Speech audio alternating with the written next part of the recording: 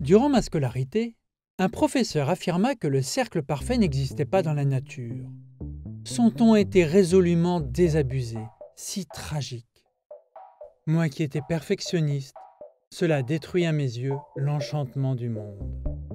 Mais reconverti en ingénieur photographe, je me suis mis à nouveau à rechercher le beau en toutes choses. Et c'est ce souvenir d'enfance qui m'a donné l'idée de photographier une goutte d'huile.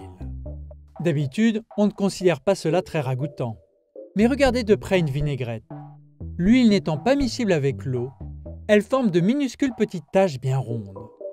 Dans une casserole d'émail blanc remplie d'eau, je dépose avec une paille de l'huile à la surface, très lentement, pour qu'il ne se forme qu'une seule goutte. L'huile, qui est hydrophobe, ne veut pas se mélanger à l'eau du vinaigre.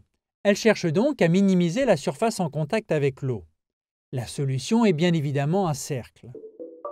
Et en raison de sa densité plus faible, elle flotte en formant une lentille semblable à une loupe.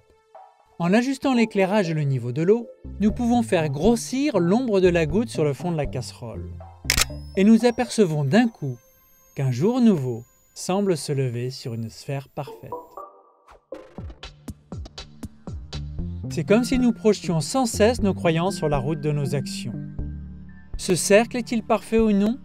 Le verre est-il à moitié vide ou à moitié plein? Mais s'affranchir du besoin de juger nous fait prendre conscience que le simple fait que les choses existent est déjà merveilleux. Retrouver notre regard d'enfant réveille en nous un salutaire utopisme.